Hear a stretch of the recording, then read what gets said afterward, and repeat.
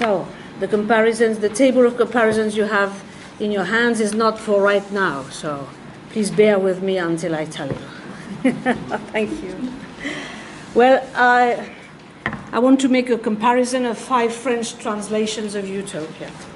There have been a few essays reviewing the French translations of Utopia, but no comparative study seems to have applied to the various editions published since the French Revolution. I have compared 5 French translations of Utopia published during the last 2 centuries. The first one and the last one are distant by 170 years, a time in which the political, social, economic, and literary contexts considerably evolved. Socialist ideas gradually destabilized the bourgeois atmosphere of the 19th century. Thomas More was beatified in 1885 and canonized in 1935. 2 world wars shattered many social dreams. New approaches in literary criticism brought a new understanding of Thomas More's masterpiece. Did the text of Utopia reflect some of these changes? And was it somehow affected by the concerns prevailing at the time of its translation?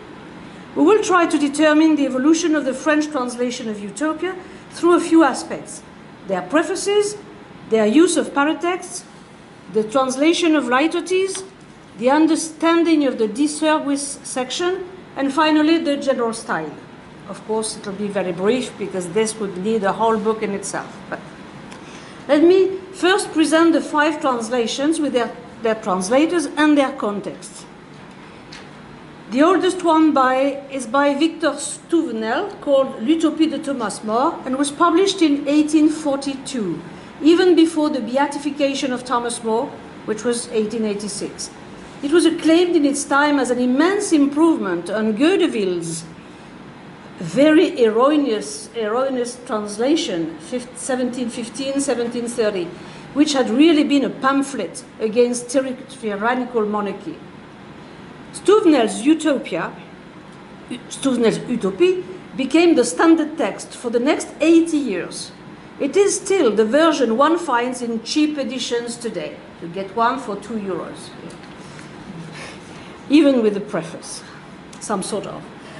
The second version, so first by Stouvenel, the second version is by Paul Grunebaum-Ballin, L'île d'Utopie, le planisme au XVIe siècle par Thomas More, which appeared in 1935. The same year, More was canonized. However, the translator was not as interested in More's holiness as in social reform. It was the time of the Front Populaire.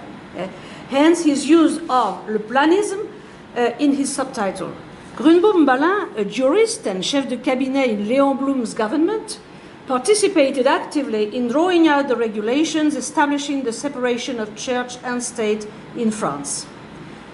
The third translator is the renowned Belgian Marie Delcourt, who established the Latin text and produced a bilingual edition of Thomas More, L'Utopie ou la meilleure forme de gouvernement, in 1966.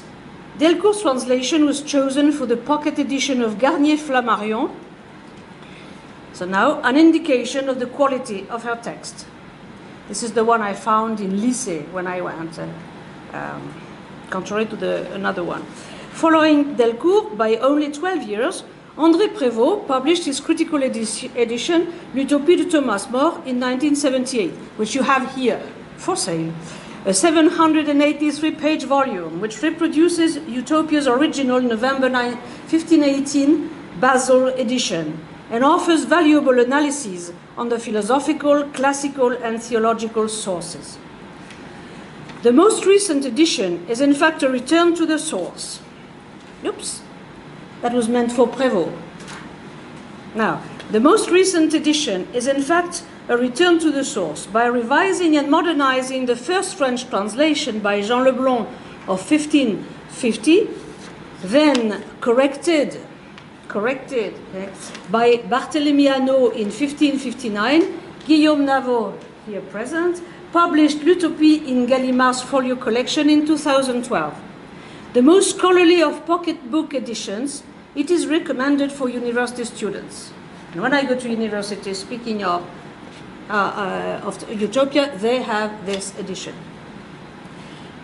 Now I'm going to compare the prefaces. The original preface, well, compare is a big word because really I have no time to do that, but it will be very quick. The original preface of any given edition gives precious clues regarding the intention of the translator.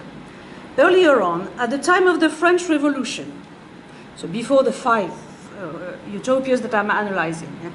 So earlier on during the French Revolution, when Thomas Rousseau published his Utopia in 1789, he had started his preface with these words: tous les hommes paraissent vouloir faire en ce moment quelques pas vers le bonheur. Les nations agitées s'assemblent pour délibérer sur ce grand objet. And you have the translation that I'm not reading. Therefore, his objective in translating Utopia was to contribute to the quest for happiness, since, he explains, one can find in this political novel truths that apply to all times and are good for all peoples. 50 years later, the first translator of our selection, Victor Stouvenel, shows his fear of the new communist ideas. In 1842, in fact 25 years before the publication of Karl Marx' Das Kapital, which was in 1867, Stouvenel writes, cette publication n'est pas l'œuvre de l'esprit de parti. Il y a loin de la société vraiment évangélique de Thomas Morus au communisme sensuel et athée de nos jours. Stouvenel perfectly reflects the typical fear of the 19th century bourgeois society confronted with the rise of communism. He condemns the modern social reformers who abruptly break the notion of nationality, something he really insists on, considering it as a chain that enslaves workers.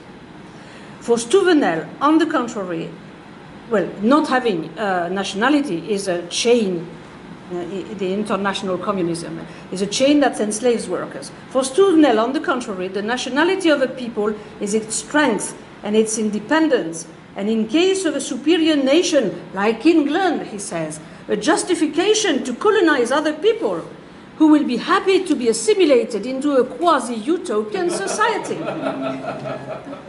I discovered it and was surprised.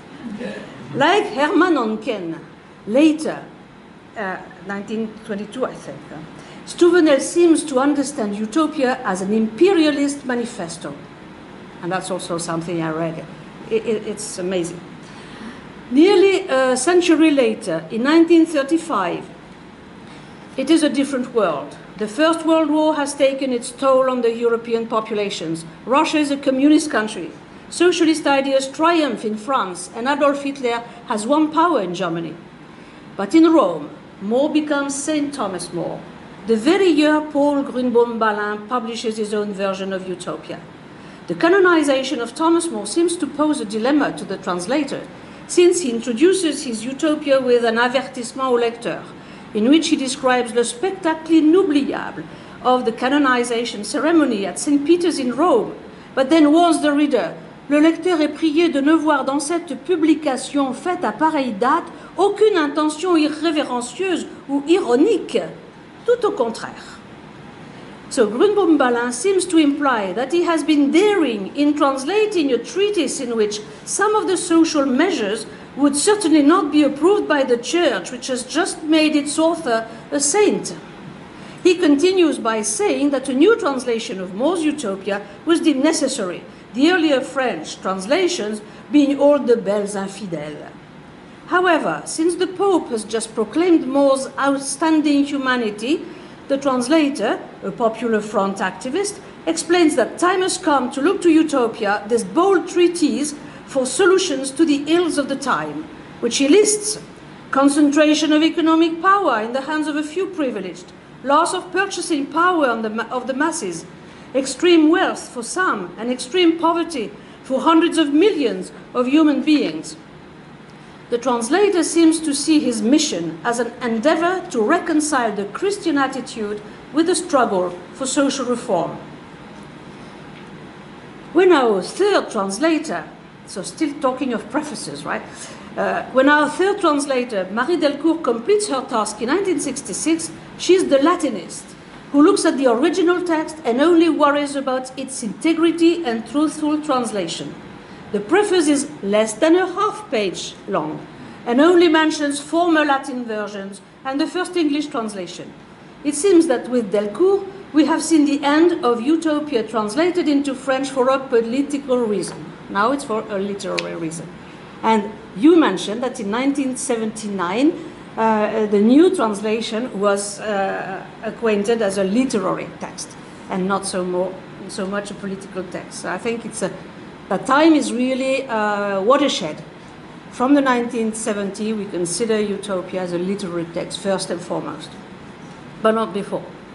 This attitude will be shared by André Prévost, so soon afterwards, who publishes his critical edition in 1978.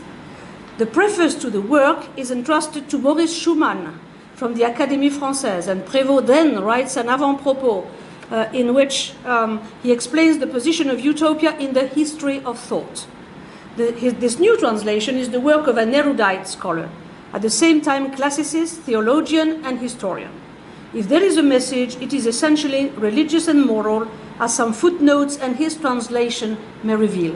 Sometimes we really see Prévost giving you counsel. The preface of the latest edition by Grunebaum-Ballin bears the title Platon au Nouveau Monde. It establishes enlightening links between More's work and the geographical discoveries of his time, and places the book within the history of utopian writings with Plato, etc., so forth. That's for the prefaces. 2. The use of paratext. So that is the part that's going to be very, very short indeed. It's so easy to see how much of the paratext, or how many paratexts, these translators have used. Since the 1970s, we have gradually become aware of the importance of the paratexts or parerga, sometimes something the theoricist Gérard Genette defended as being part and parcel of the literary work. We were led to understand that in a text which repeatedly denies the contrary of its assertions, sorry to quote you all the time, but how can we help it? The paratext may throw some necessary light, even if it often leads the reader to conclude on doubts rather than certainties, typically post-structuralism and postmodernism. I mentioned the 1970s, and it's interesting to know that the translators started introducing Utopia's parerga precisely in the 1970s. Stuvenel, 1842, and Grunebaum-Ballin, 1935, had none. Delcourt, in 1966, included only one text, the letter to Peter Giles, as a preface. Prévost reproduced the whole edition of November 1518 and kept every text in its right place, since he has the bilingual, the facsimiles of the 1518 text, and kept every text here. As for Navaud, he also translated all the paratexts of the first 4 editions, but placed them in the annex at the end of the volume. A decisive evolution is confirmed. In the 1970s, Utopia is regarded less as a message and more as a literary masterpiece.